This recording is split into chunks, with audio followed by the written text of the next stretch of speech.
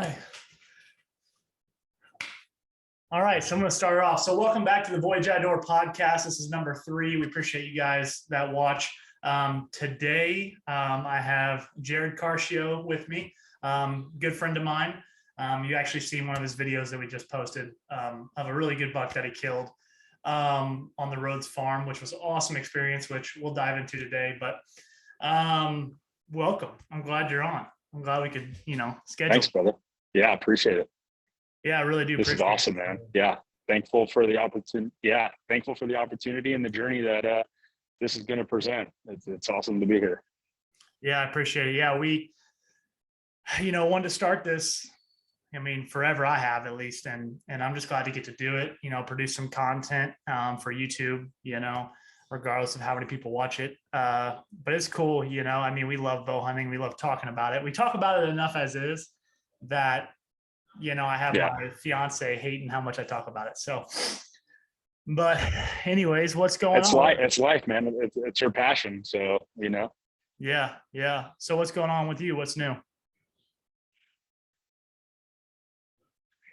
Well, just, season's about to wrap up here in the next month in Georgia. So trying to hunt some local properties and get with some of my coworkers, and got a stepbrother that's interested in hunting. So we're going to actually go out this Saturday, Sunday, and try to at least get a doe or some meat. Other than that, just been working out, just trying to stay fit, mental, physical challenges, daily, weekly, monthly, just try to push myself and, get better, not only in life, but and the things that I'm passionate about in bow hunting. So it's kind of what I've been up to. Now, have you guys knocked on any doors down there or anything? Have you done any of that thing yet? I haven't. I do have some properties that I want to start for next year, but it's just been a hectic year. The season's kind of wrapping up. Yeah. Bought a house, been renovating that. Most of my hunts, over the years, have mostly been out of state hunts. So I really haven't had ever since I've lived in Georgia, I've probably only hunted it a handful of times, which is crazy. But yeah, the next couple of years, that's my goal to try to build my network of friends, people that I encounter, properties to hunt, whether it's public or private. So that's definitely on my future plans. Yeah, that's pretty awesome. I mean, you're in a great area because I think, of course, Seek One has taken Atlanta and made it a very popular place to hunt, right? Yeah. I can't imagine, trying to be down there and find property right now or knocking on doors, because now everybody's doing it, plus them. I actually saw the other day that their state records were listed for Fulton County. Are you in Fulton County? Yeah. You are? It's no, I live in Cobb County, which Fulton, it's really long and narrow, but I am in the outside Atlanta area. Being in the South, I'm from Southern California, where it's the concrete jungle. So coming out here, there's land, there's properties, as long as you're willing to either travel or, like you said, make the effort, knock on the doors. They really have built a name and a brand for themselves, which is awesome. They definitely put in a lot of work. They put in a ton of work, day in and day out. I'm sure they have their full-time gigs. I don't know if it's something they're doing full-time now, but I would imagine anywhere in the suburbs in any state, there's those properties that just hold giant deer where people don't hunt. And I think if you could just find those and do the research and put in the time, you're going to find those deer anywhere. But they have definitely put themselves on the map for Atlanta, and there's giant bucks out here for sure. Bodies aren't that big, but they grow some big racks, as you can see. Yeah. So to kind of start this, I wanted to take you back to Jarrod finds bow hunting, archery, hunting in general. Hunting in general, okay. Okay, when was that? And tell me kind of the beginning parts of that. Perfect. Awesome, man. So as I mentioned before, I'm from Orange County, California, which I grew up 2 miles from the beach. If you look on a map, there's no available land to hunt. If you want to hunt in California, you're either going inland, towards Nevada or Tahoe, or south towards Mexico or north California.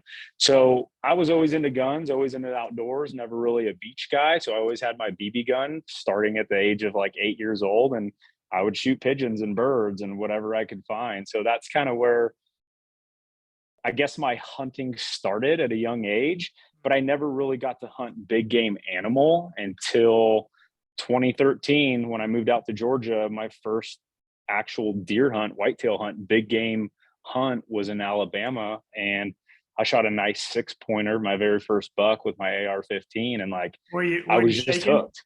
Were you shaking real bad? Oh yeah, for sure, because it was my very first sit, my very first morning. Deer came out about 9:30. I got in the stand probably about 6 o'clock, obviously trying to do research and figure out the game and what to wear, what to prep for, where to shoot. So I did a lot of research leading up to, but I just went out in the woods by myself and I did it. I had some property with my ex's family, and I was thankful enough to harvest a deer. And that's really where my passion started for deer hunting. And so I did that for about 3 or 4 years as far as rifle. And I started watching YouTube videos, and we met in 2017 when we were. Real quick. Yeah. Sorry to stop you. Who was the first people that you fell in love with on YouTube when you started that? Who was the first people? If you can remember back to those people that you were like, first people you saw, first thing you did, who was it?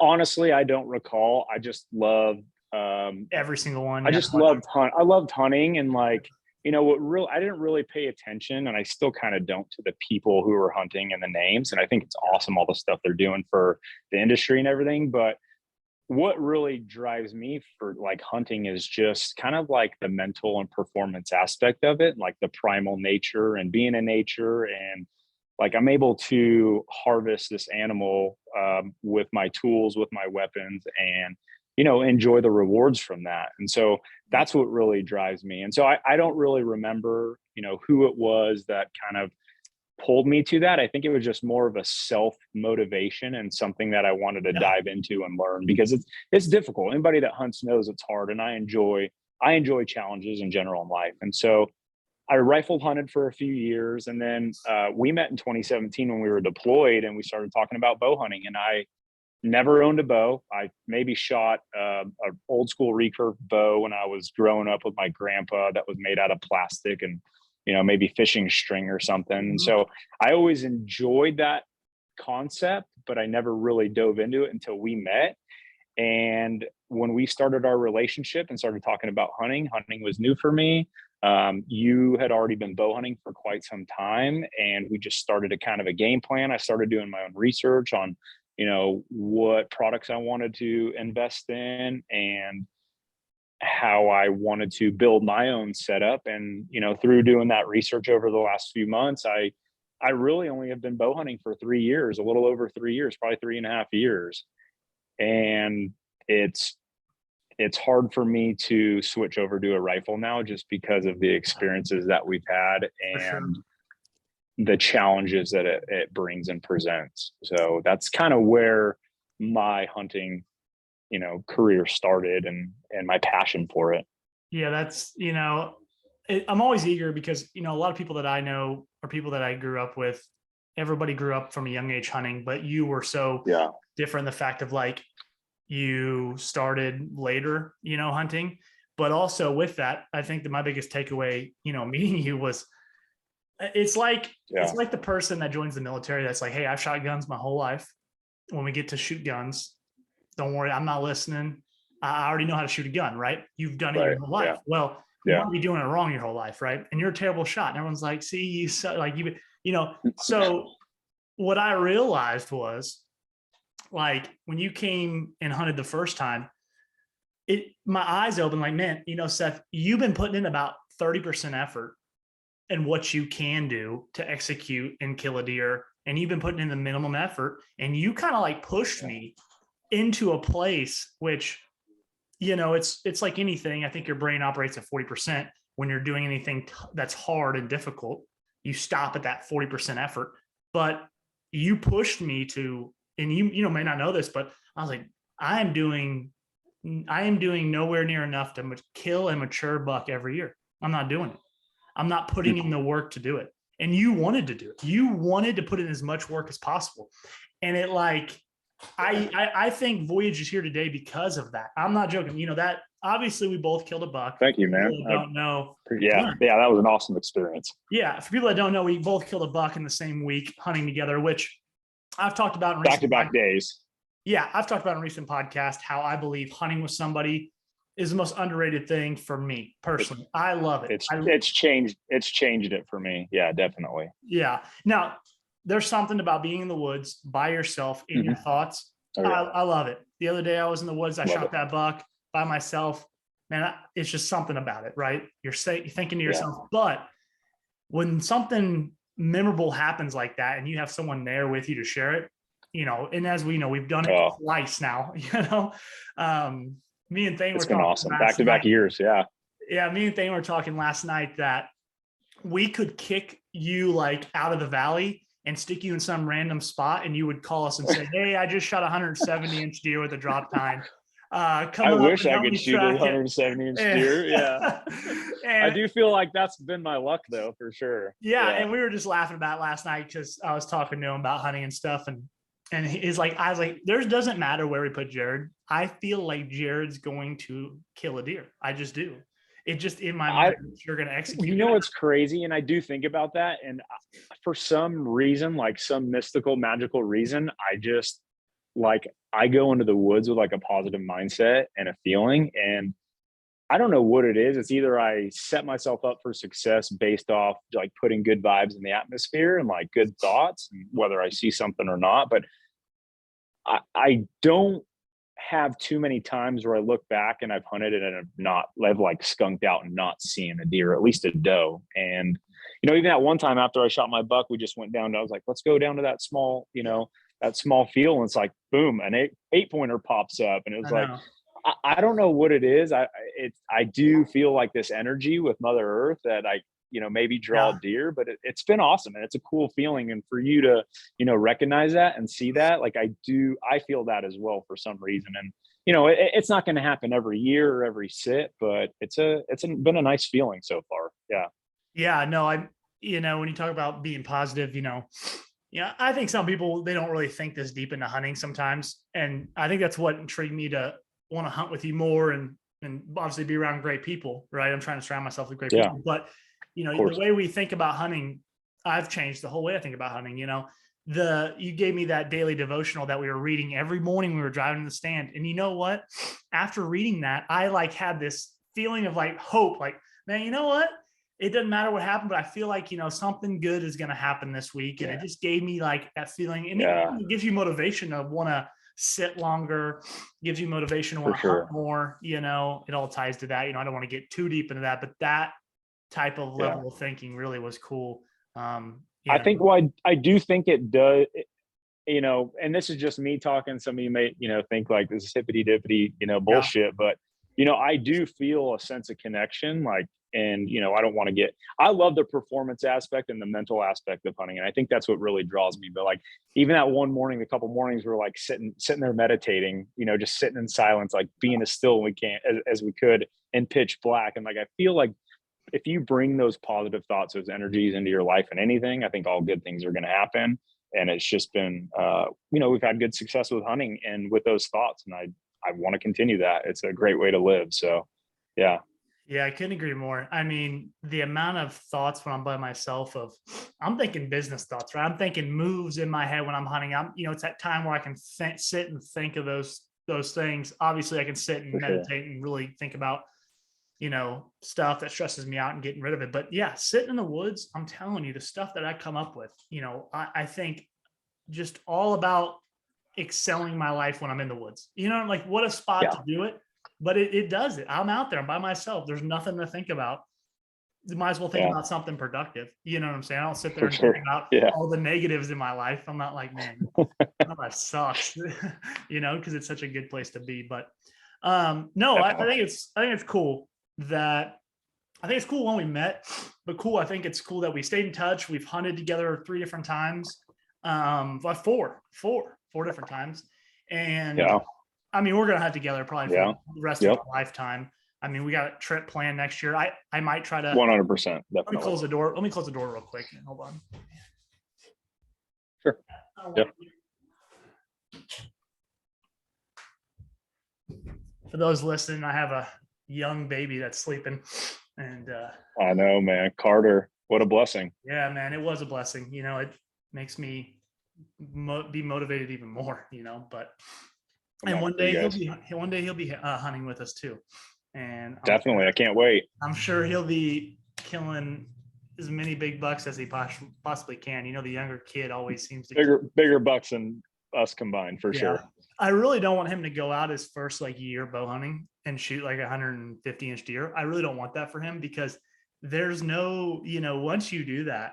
Yeah, there's no progression. Yeah. It's like he's gonna want more. You expect that every time. Yeah, he's gonna be like, Dad, this is easy. Like, I'm like, man, you don't understand. But yeah, no, I appreciate you kind of going over that. I kind of had some things I want to talk about today. First we'll talk about since you've, newer to hunting, what has been the biggest struggle, and it can be anything around hunting. What has been your biggest struggle around hunting? And then also with, hunting, it's in general, what's been the biggest struggle, which you haven't had a lot. No, I'm joking. But yeah, what's been your biggest struggle? Yeah, no, I really haven't. Yeah. So just a quick backtrack. Like I kind of have had to teach myself how to hunt on my own, right? Yeah. I didn't grow up, with the dad that took me out hunting, or brothers or anything like that. So, all of this is new to me, and it's something that I've had to learn on my own, which I really take pride in, and I want to be the best that I can in hunting. I do think the biggest challenge with I think hunters in general is being discouraged, right? You go out there, you sit maybe 5, 10, 12 times and you don't see any deer. And I do think the mental grind of hunting can have a negative effect. I got some coworkers, and they love being in the woods. They're full on woodsmen, outdoorsmen, and I feel bad because they've sat a lot and put in a lot of time this year and they haven't got anything. So I do think the hard part is you're not always going to see something, right? And just like we said, having a positive mindset. I know a lot of us as woodsmen, we just love being in nature, being in woods. Even if we just get a few hours to sit in the woods, I think we could take advantage of that any point in time throughout the day or week. And, staying positive is huge. I enjoy it. I could be out in the woods and not hunt. Just being in nature, I love it. So I think that could potentially play, have some negative effects with your mental game. And the more you sit, the less you see, the less you're going to be prepared to shoot something. And so I think it's important to always be present, right? When you're sitting in the tree stand, when you're hunting, don't be distracted, because as we saw from our last hunt, like Mag came out of nowhere, right? And I had 20 seconds to see him, stop him twice, if that. It happened so quick. Grab my bow, set my pin, draw, call myself, and so many things going on. And so I do think it's super important to just mentally be prepared at any situation. You made the best analogy for deer hunting, and I was saving deer hunting is like baseball, right? Like I played baseball my entire life, college baseball, and it really is. You're out there in the field, you're playing shortstop, third base, you're thinking about all these different scenarios, these situations, these plays. What am I going to do? How am I going to do it? What if this happens? It's the exact same thing as like with sports as it is in deer hunting. And that really clicked and tied with me when you mentioned that when we were sitting in the stand last time hunting. So the mental game in hunting is super important, because the biggest buck of your lifetime could give you a 5-10 second window. And if you're not present, if you're not prepared, you're going to miss that opportunity, and you're just going to sit and soak in sorrow probably for a long time until your next good memory happens. 100%. I mean, I had a question during a game that I was playing with some people one time, and one of the cards was, if you could go back and change one thing in your life, what would it be? And I'm not like a regret guy, so there's really nothing I would change in my life. But for the point of the game, I was like, I would go back to the time when I had the largest deer of my life, 30 yards in front of me broadside, because that memory of messing up is emotional toll on you. If you mess up on a deer, it takes a toll. It's just something that you never forget. I should have done this. I should have done that, and you got to really move on. But that's hunting, because it's the littlest thing. It's just like hitting golf. It's just like golf too. It's a game of inches. It is a game of seconds. It is a game of seconds. And the seconds, you have to be prepared. I mean, preparation. I mean, for instance, the other day, when I shot my buck that night, I saw my target buck, which I hadn't seen him all year besides on camera. And I made a preparation error, which cost me shooting him. You know what I'm saying? And he would be the biggest deer I've ever, killed with a bow by far. And he's a giant, and it was simply, he's a big deer. I never really walk into the stand with my release on. Maybe I should, maybe I shouldn't. It really doesn't the biggest factor of this story, but I got in the stand. I was taking my time. I was pulling my bow up. As soon as I got my bow up, I kind of unplugged my arrow, set it in there, took my quiver off, reached over, set my quiver up, had my bow in my hand. And this was all, 30 seconds. I was taking my time, I just evening hunt. I was late to the stand because I park at a friend's house, and I walked in his house. If I'm really late, I won't walk in and say hi. But if I'm parking at his house, so I walk in, I say hi, start talking. I'm running late. I mean, it gets dark at 5:30 here, and I got in the stand at like 3:01. I want to say 3:02. I think when I was walking, I looked at the time. So that's still pretty early. I mean, that's not that late.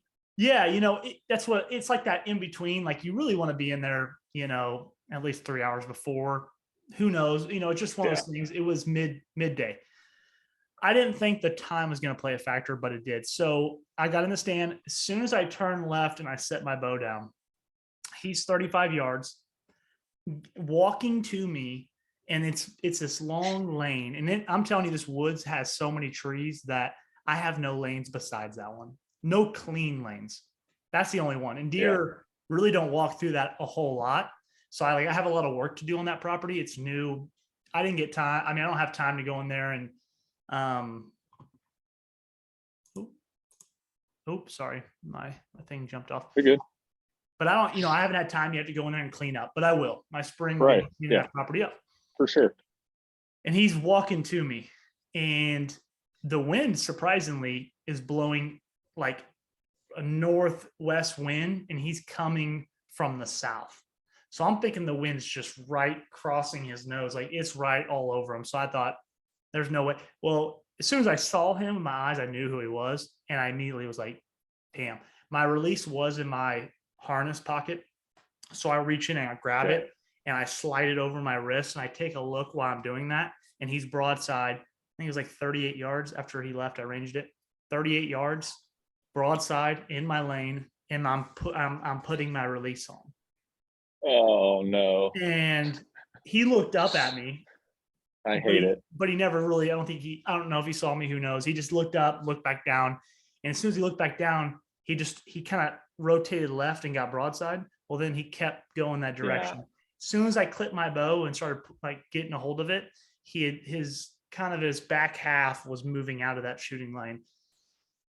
And there was another spot at 60, but it's so tight. Like, I would have to shoot, 2 foot by 2 foot. I'd say 1 foot by 1 foot the whole way there, and keep that arrow in that 1 foot little square. And it was, and that's what you can see. Yeah, there might be little brushes or twigs sticking out. 100%. That's what I can see. So I know it's 60 yards. I do know that I've ranged it 100 times. So I know that's like my backup. But with him, I thought, I'm not going to fling an arrow here and wound him at best. Smart move. At best. And so he went off, and just with that though, that discouraging feeling, now I feel like more and more I'm getting to the point where I'm like, I can't wait to go and kill that deer now. Now knowing, it's like you start getting that momentum of that's on the property. I know how to, I'm confident now. And so next year will be interesting. It's going to be awesome, man. Yeah. Next year he could be the record Christian County buck. So damn, that's awesome. Wow. Yeah, with a That's bow. awesome. So we'll see what happens with him. If Good, he man. Yeah, survives you're these gonna get them. last That's 10 awesome. days. Yeah, appreciate it. But Well, yeah, no, that's what hunting's all about, though, man.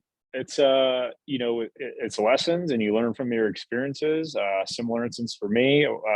Made the same mistake. When was it? I think I hunted in the morning or the evening, and walking back to my stand, it was just this road, this canopy of trees and brush. I spooked a deer, and she ran across that road, and it's like, okay, well, that's never happened to me before, but I'm not going to make that same mistake. So that next sit, as I was leaving, I knocked an arrow and was prepared, and sure enough, boom, one runs across, and I heard some wrestling in the woods, and I was like, okay, I think it came out around 35, 40 yards.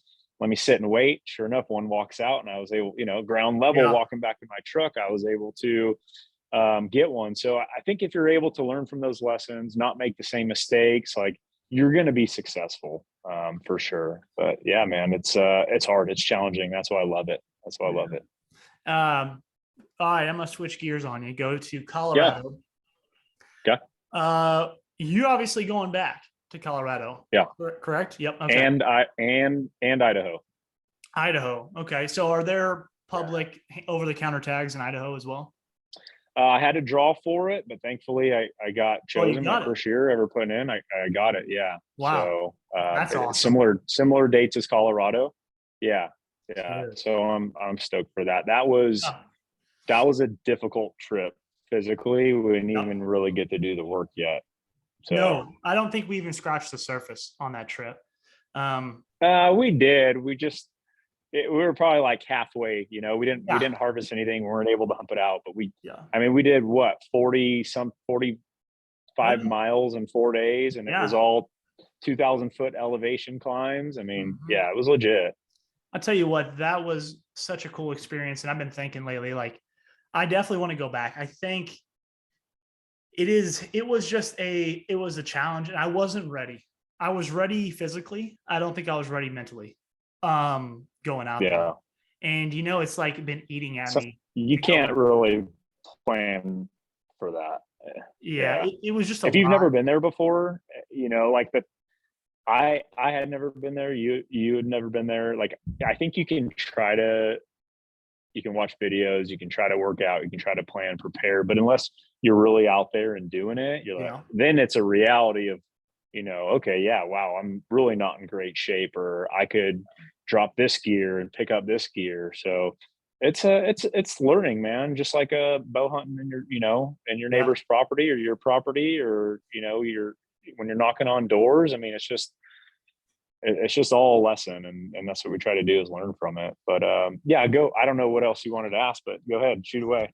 Oh yeah, I was just gonna ask, you got those big plans next year. I wanted to know kind of what you had planned out as far as where you're going. Also, what was your biggest takeaway too, was what I was wanting to know about Colorado, and what's your game plan for this year? Yeah, perfect. So I love whitetail hunting. My biggest buck I've killed was like a 145 class. It was a Texas high fence ranch with a rifle. Super proud and blessed for the opportunity, but it was kind of like cheating in my eyes. Yeah. Corn, guys come out with the tractor, and they spill the corn, and the feeders turn on at 7 o'clock, and it was an awesome experience. That was my biggest, buck to date. My biggest bow kill was the one I shot last year. And, all hunting is challenging, but I have never done anything as hard as elk hunting. And that's what's drawn me to it. And whether I get a cow next year, or, a bull, I definitely just want some meat in the freezer. Yeah. And my game plan is I'm taking all of September off of next year and hunting those two states as much as I can. So thankfully, with my work, I do have some, a lot of time saved up that I'm able to do those opportunities. And that is my goal. I hopefully I won't be out there a whole month, chasing bull, because physically it's going to be absolutely draining and wear and tear on my body. So I'm trying to kind of prep and plan and prepare for that as far as, my endurance and my physical fitness, but then also the mental aspect of it. When we were out there in the woods, we're literally creeping inch by inch, foot by foot, trying to stalk elk. And I don't know if we were doing it right, but I know that we were in the mix of fresh sign. We jumped some bulls. We saw a lot of elk in our first 48 hours. So whatever we were doing it right. And so I know that we were like on the edge of having success, and you were at full draw on a good 6x6, especially for our first elk hunt. We saw a massive bull 100 yards away that, kind of ignored some bugles and calls. And I do wish we would have chased after that bull. I do too. But for me, it was new. I don't know much about elk hunting and how they, react and respond. And it's a learning curve for me. I have a lot to practice, a lot to learn, but that is my goal. And just the takeaway, it's hard as fuck. 100%. You have to be ready for the mental and physical grind. I think just like deer hunting, you're going to be drained, you're going to be tired, you're going to be sore, but your performance level, your mental preparedness has to be ready to shoot anything at any second. And that is the hardest part, I think, with just hunting in general, and not only putting in the miles and having to do the work. We hiked in 5 miles. Our packs were probably way overpacked at like 60 pounds with our bows and everything, but it is what it is. And, that was just the beginning of the phase. I know everybody does it if you want a bull or if you want, some meat, and that just really draws me. So, I hopefully that whether it's with you or Abbott, we can get out there next year again. If not, I'll be meeting some old college baseball buddies in Idaho, and then, maybe some other buddies in Colorado. But yeah, that's kind of my plan. And I like doing hard shit. So it's fun. It's fun, Honestly, it was just so much like to take in. I think, the biggest takeaway was it's not easy. You got to get to where people aren't. No. I mean, there's a lot of people out in Colorado. Colorado might not even be the best state in the whole world, but there's elk, there's people, and you just got to separate yourself from the people. And then, it's over the counter. You're guaranteed a tag, right? Yeah. So you just got to be willing to put in the work and scouting. And I know that first unit we found, we were in it, we were on it. Agreed. Yeah. Are you going to go back to that unit if you do? Yeah, I would like to, just because we saw the most sign there, the freshest sign. We were, I think if we would have showed up a day or two before the actual hunting season started and set up camp, I think we definitely would have gotten one. But being that we showed up day 1, day 2, people already were setting up camp, kind of already pushing, the elk herd a little bit further into the woods already. I think we were just on the edge of where they actually were. And, maybe a couple days too late, because there was a lot of fresh sign. Yeah, I agree. So within.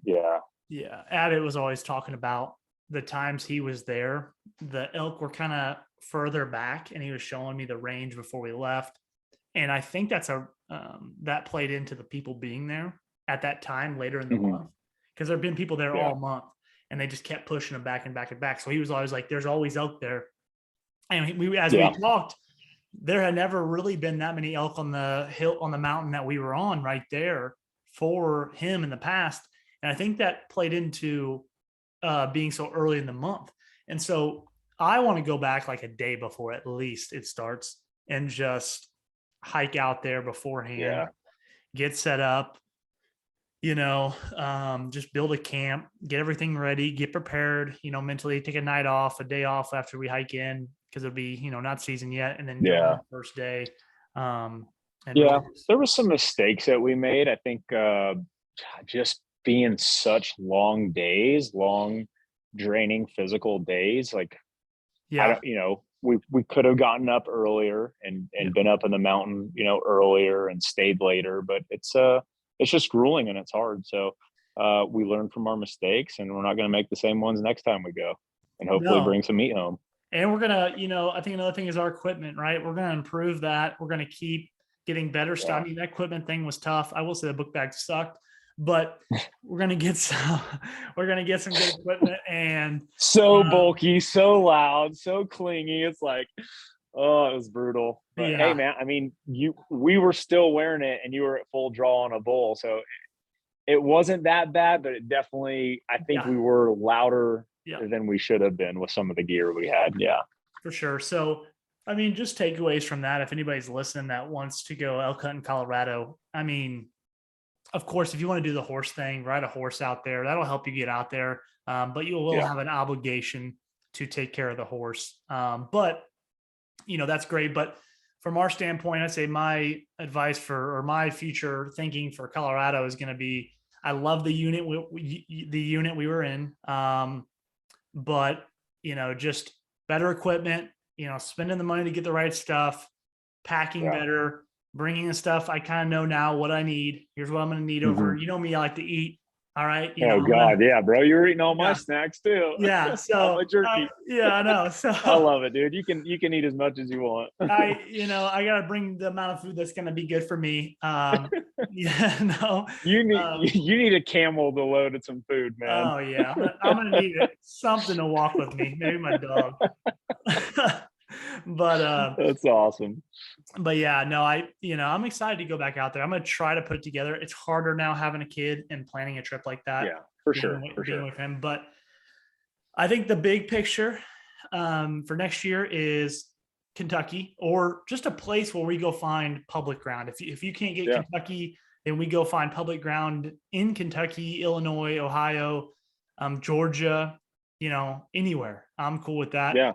We're going to get it done for sure. Yeah. So I want to work on a place and just find a place we can go every year and hunt and have a good time.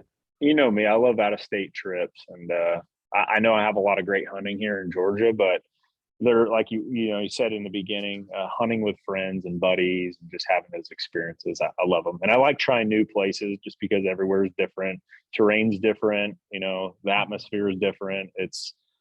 It's fun and it's awesome experiences. So that's what I enjoy. Yep. I know. I agree. It's really just being with a good group of people and having a good time. Yeah. And then at the same time, not only are you spending time with your, closest of friends, but you're doing something you love more than anything. Like I love bow hunting. It's awesome. As much as anything I love. I mean, not as much as my kid or my fiance, but close, it's a close second. No, it's up there, man. Yeah. No, all jokes aside, I'm excited. I'm also doing I don't know if I told you this, I'm converting my cargo trailer into a camper. Badass. I did a video on it the other day on Voyage. I saw that, man. It's looking good. Yeah. That's awesome. A lot of work to do, but I've been recording for that, doing as much as I can. It snowed here the last couple of days. So it's been super cold. Today is like 15 degrees. Yeah. So, but doing that in the woods. Yeah, it's going to sleep 3. I know. Trust me. I wish I was out in the woods. I was thinking about that. I'm like, damn, it's cold, 15 degrees. But the night I killed my buck, it was like 21. Oh my goodness. I got out of the stand, just grabbing the railing, getting out. My hands were frozen, but that's the time to be out there. That's why you had success. Yeah. I know. That's why if it was easy, everybody would be doing it, right? 100%. Yeah. It's not 60 and sunny every day. So I'm not playing golf, but no, I'm doing that cargo trailer conversion, which is going to be able to sleep all of us. It's going to have a sink. It's going to have a, bathroom, a shower, 3 beds. For be like the Ritz-Carlton, dude. It's going to be nice. Yeah, it's going to be nice. Darnell. Yeah, Darnell, what are you doing? I'm excited. I mean, the shower's gonna be rinky dinkety. Let me tell you, it's gonna be rinkety. But we've gone days without showering. I don't care. Yeah, for sure. We can baby wipe shower for sure. But no, it's gonna be cool. I'm excited. I want to take that thing. I want to put Voyage all over it. Take it out to Kentucky, anywhere. Go hunting. Yeah, it's gonna be awesome, man. Set up camp. So, heck yeah. Yeah, what's up? You got anything you want to talk about today?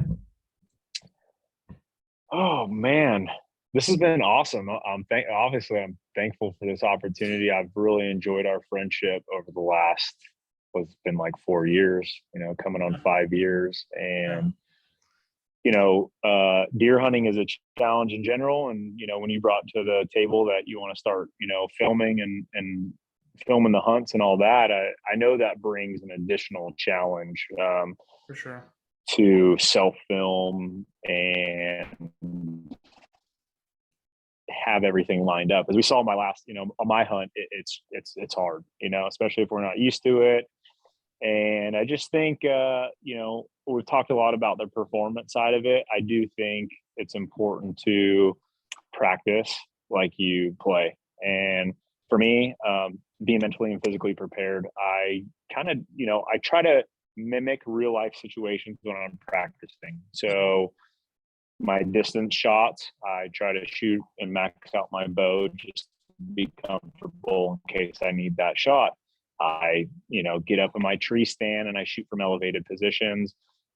When I'm just shooting, I will literally run laps around the yard to get my heart rate up and then try to focus on my breathing, because I know one of the last episodes you talked about, the buck fever and everybody, getting the buck fever. I think if you could really try to help control your breathing once you see a deer, that initial buck comes out, it's that instant, adrenaline rush, heart pumping. You forget to breathe. You forget to do the normal things that we do on a daily basis because you're so focused on this one thing. But I think, and that's why I think I was so successful in my last hunt, is just because of the planning and the prepping that I did prior to, with getting my heart rate up, shooting my bow, focus on my breathing. It was like I had this routine of grab my bow, set my pin, deep breath, I'm on it, and just release. And I didn't really focus and worry about the rack size. I knew it was a big buck, and I knew I was gonna, I want to shoot him. I took care of looking at his rack for you. I knew exactly who you did. Was. Thank you. I knew we could not let that moment. And I could see him when he walked out for sure. I will say you in that situation was very calm, cool, and collective. I mean, you just looked like it was smooth, like it was muscle memory to you. And that I do applaud you for, because that takes work to put in that muscle memory and get that muscle memory to do that when you're shooting. And people, I don't feel like some people take it that far, but you've taken that far. It helped me, and thankfully I was fortunate enough, and I am to invest in like a life-size target buck to shoot at. And so when that situation happened, I was just like, okay, deep breath, like this is my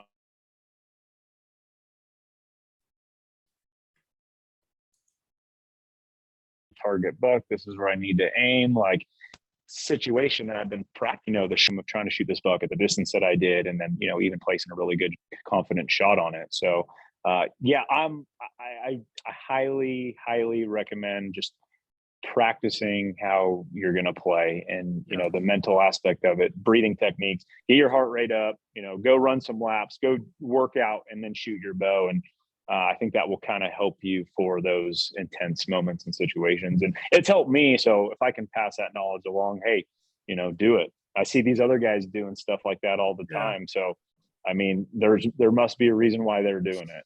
Yeah, I totally agree. I mean, people forget, if anybody doesn't know, your shot was 74 yards, and, to do that, and, it'd be the biggest buck you've ever killed with your bow, 74 yards. The slightest little movement is going to make all the difference. And to be honest, when we reviewed that shot, when we found the deer and we saw where you shot it, you smoked it. Like you smoked it just exactly like where you want to smoke a deer, right? But, I think maybe, it didn't go, it went in probably, it looked like in that video, 10 inches, maybe, maybe that had to do with it, maybe hit a rib, maybe it was because it was 74 yards, who knows, but you hit it right in the where you need to hit it. That deer just wanted to survive for 12 more hours is what it wanted to do. But it was that dead man spot between the intestines and then the vital. So, but it did clip a lung. That's why he was able to stay alive for so long. And, my bow, when I bought my bow, I had a shoulder and neck injury that I was kind of going through. And so I remember that. I didn't feel comfortable buying a full 70-pound, 80-pound draw bow. And so mine's maxed out at 60. I'm shooting a 60-pound bow, which I know I could definitely bump up to a higher poundage bow now. But I feel like with my setup, my arrows, the kinetic energy, I think if I had a 70-pound, I definitely I don't think that deer would have survived as long as he did. But it was just the risk I was willing to take and with my confidence. And so, you guys talked about it before, knowing your gear, equipment, be confident with all that stuff. And it makes a difference for sure. Yeah. It's funny you said that, you have a 60-pound bow, because everybody just believes, man, I've got to have the fastest, hardest shooting bow. That's just what the market tells you. Like, that's what you see, right? Faster, the better. Yeah. But you shot a deer from 74 yards with a bow, 60-pound limbs, 60-pound draw, and from 74 yards, and killed the animal. Anything's going to kill an animal. It's really about just being consistent with how your shooting ability. It all plays a big factor. Yeah.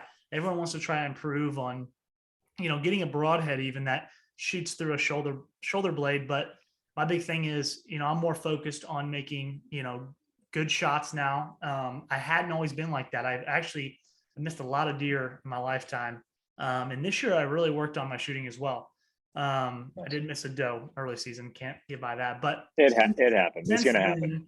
I've killed a doe and a buck on this new property, and I was really focused lately on shooting a lot. I get that from Cameron Haynes. He shoots every morning, and I don't want to say his name 100 times. I know everyone thinks I'm a fanboy, but he's just, dude, I'll admit it, bro. I'm a fanboy of him. That guy is an absolute savage beast, love dude. Him. Yeah, love him. Physically, mentally, the guy works out day in and day out. He runs, he does ice baths. Like, his mental preparedness for what he does is why he's at the pinnacle of this industry. Not only his passion, he loves doing it. Dude, he is setting the tone for the future and what this industry needs. And I do think a lot of that plays a role. And that's why he is so successful, is because he's able to push himself physically and mentally in those situations. And every year, look how many animals he's harvesting, and it's like the biggest ones ever. He trains for that, and you got to give it up to the guy, man. I'm a big fan of him and the work he puts in. So I'm a huge fan as well. Look, people respond to that type of intensity because look at his following, on all platforms. He really doesn't do a whole lot of YouTube. How and why is he the biggest hunter? But when he does post a video on YouTube, it's 4 million views. It's because his intensity that he brings, people always want to be better. And I'm not saying everyone does it, but when you are doing it on a day-to-day basis without quitting, it inspires me, dude. I'm a huge fanboy. Look, I wear Under Armour gear. Hell yeah. Just because of him. You know what I'm saying? Like, I'm a huge fanboy, and I can't help it. I love watching him. He motivates me beyond belief, So, well, dude, it's like when I go out golfing, I don't look like shit, even though I suck. I want to at least dress the part. So man. Totally agree. I know. Yeah, I do. I am excited, unrelated to hunting, that when hunting's over, I do play golf in the summer. So I'm excited to get back in the swing of things. But man, I don't know how I'm going to get my mind off of this year. Has just taken my excitement for bow hunting from whatever it was to 100. You know what I'm saying? And I love it, man. I love it. I love how passionate you are and we are about it. Love the group of dudes that you've introduced me to over the last year. Your brother. I'm just stoked, man. It's awesome. Yeah. It's a lot of fun. Great people. The memories that we share. You can't beat it, man. You really can't. And the cool thing about my brother is, he got into bow hunting. He's hunted his whole life, but he's new to bow hunting as well. Yeah, he is. And watching him, go through this process with me, it's my brother, right? And, and we get to talk about it every day. it's fun to watch him go through things that like I've gone through in the past with bow hunting, you know, the ups, the downs. Yeah. You don't know this yet, but he shot a buck the other night. With his bow? Yeah. Pretty Boy Junior. Hold on. So there's a little backstory. So he smoked it. So we thought he hit it and he smoked it. He was sitting in that buddy stand behind us. Okay. Behind us in the food plot there where we sit, there's a buddy stand in that tree over there on the food. Well, it's a big 9, and I'll send you a picture of the 9 he shot. It's a good size 9. We called him Pretty Boy Junior. He looks just like Pretty Boy. He does. And so he jumped over the fence, came onto the food plot. He drew back 35 yards, smoked him, took off running, stopped at the woods, was bleeding. Wow. Ran up in the woods, blood everywhere. Same thing with your buck. Blood went maybe 100 yards. I'm not certain on the exact number. Dried up as could be. So he went home. Just like mine. Just like yours. He thought about calling the dog in. But he's like, I'll take the next day. He got off work. They called him sitting off work. So he's like, all right, I'm not going to call the dog. I'm just going to go find the deer. And I'll give it 24 hours. So he went back out the next day and looked for 4 hours. And it was 15 degrees out. It was the same night I shot mine. And it was 15 degrees the next day. And he went out and looked for 4 or 5 hours all day. Couldn't find it. Could not find it. And I know it's a dead deer. Looking at the blood, the arrow, everything. Well, I don't think he found his arrow. I think it's still in him. Oh, so, man. The blood was, you should have seen it. And the worst part was it snowed that night on his blood. Oh, damn. And he sent me a video of the blood, and the blood is super bright underneath that snow. And I'm like, dude, there's so much blood. You know, there's no telling where you hit it, you know, with blood like that, you know, you can hit them in the shoulder and they bleed, but you can hit them in the liver, they bleed, but just depends where he hit it, where he shot it. I think it's a dead deer somewhere, but I don't think he bumped. Man, I hate that for him. That's a bad feeling for sure. I've been there. Damn, man. Yeah, I know. Next time, call the dog. Yeah, well, it snowed too, and we just didn't know. That 13-year-old dachshund, man, dude, does wonders. I have never in my life. True. Yeah, let's talk about that hunt a little bit. Let's relive that. So, you know, for the people that watched your video, you know, they didn't get a good video of like the dog, but I've talked to Todd a couple times since then, you know, and he's training a new dog as well. But I was just so shocked when he brought out that dog, and I was expecting some bloodhound, you know, just, I don't know what I was expecting, but the dog get like 50 plus pounds, and this little bitty dog gets out, and I thought, okay, all right, you know, this is kind of funny, but at the same time, let's see what this dog can do. And it was awesome. It was cool. Yeah, it was our only option. It was our only chance. Yeah, it really was. It was a day of a lot of ups and downs. Yeah, it was. Knowing that we had to be at your engagement and baby shower at 2:00. Yep. So I shot my buck around 9:15 ish, 9:14. 10:15. Okay. 10:15. 10:03. Yeah. 10:03. 10:03. We waited 30 minutes, went to start looking for blood. We found blood. We marked it, went back, waited another hour, grabbed your brother. Like, all right, let's go find this deer, start tracking. Tons of blood at first, and then 100 yards, 150 yards out, it's like no blood. We're like, oh my God, what now? And we had to leave for an amazing day for, you know, you proposed to your fiance, and we had the baby shower for Carter. And it was like, all right, sorry guys, but we got to go try to find this deer because I know he's out there somewhere. Yeah, we're trying to get a hold of a dog for probably 7 hours. I know. Todd finally calls us back and says, hey, we'll be there at 8:00 at night. I'm like, okay, awesome. Here's an opportunity and a chance. I think I know I'm going to find this deer because I know I put a good shot on him. I just didn't know where he went. You know, there's so much woods and so much property to cover. And, you know, he showed up, we got headlights on, we got flashlights, and, you know, he pulls out this 13-year-old dachshund, and, you know, we don't know what to do. So he's like, hey, just take me to the spot. And this your brother was like, man, it looks like a black mop just running through the the fields. The grass was about a foot tall. He was maybe 11 inches tall, so you could barely see him tracking through. But yeah, he was on it instantly, the blood trail, and then took us around 200 yards. We didn't find any more blood. Decided to start back where last blood was, thankfully. Yep. Took us another route for, that was probably another couple hundred yards, and we found him.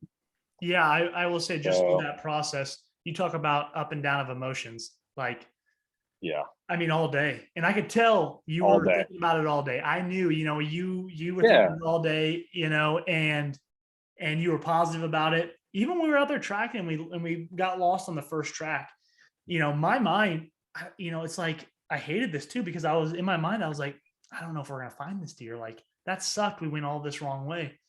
And for some reason, when he went left, for some reason when he went left, I was like, man, I don't think he went this way, just based off how we thought, the way the terrain went. I thought he was in that patch of woods across, but sure enough, he was 70 yards just to the right. And agreed. Yeah, we got back on blood again. And it was like, game on, Dude, when he said blood, I thought, no way we found more blood. And it started pouring out over there.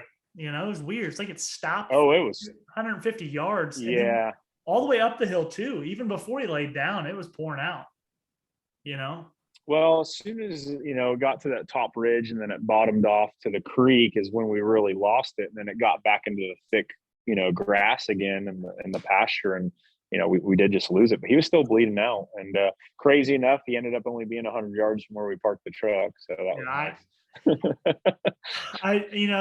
It's just one of those memories that, like, I had never used a dog before, but I knew when you shot it. I have seen too many people use a dog. I thought that's what we're doing. And then you were like, yeah, call somebody. I'm like, all right, I'll figure it out. But just a cool experience. You're like, we're going to find this thing. That's a good idea. We're finding this thing. And you know what? It worked out. Yeah. Couldn't have been any better. I mean, what an experience, couldn't have been more happy. Like, me and Thane said, awesome. When you do that with somebody, you feel like you're a part of it. It's like, you feel like you are just a part of that. You are. It's a good feeling, obviously when you kill your own deer. But even if you didn't shoot it, you're there for the, yeah. Even if you didn't shoot it, I mean, those experiences that you may, have never had before with getting, a dog to track your deer, or all the highs and lows. It makes for you being, that's your deer too.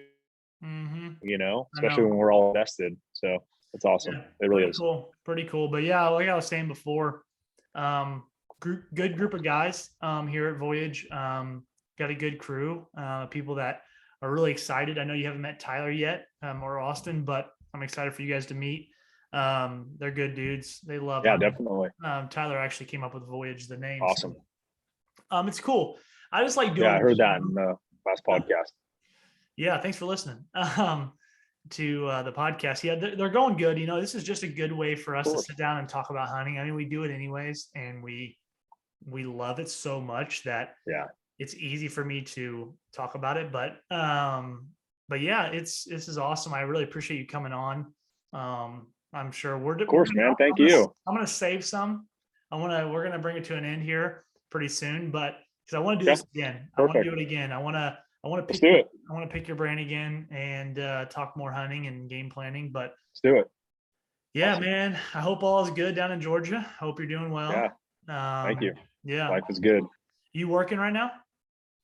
Yeah, I'm on shift, but I had to throw in my legend tee, just to represent for Man Uncivilized. But I'm on shift for the next 48 hours. So thankfully I got some downtime right now and I can make this happen. Yeah, for those who don't know, Jarrod's a firefighter at Dobbins Air Force Base, and you love being a firefighter, correct? You love it? Oh, yeah, 100%. Yeah, definitely. That's awesome. Yeah, it's definitely a noble thing. So, well, once again, I appreciate it. I can't wait to kill more animals. Looking forward to it. I know we're going to have a lot of good trips coming down the line. Yeah, we are. So thanks again, everybody. Thanks for watching. Appreciate you, all the support appreciate on it. YouTube, and I appreciate you being on here, Jarrod, and I can't thank you enough. So I guess we'll piece this thing out. So All right, man. Give the family my best, dude. Love you. Yeah, We'll talk to you too. soon. Love you, brother. Later. All right. See you. Bye.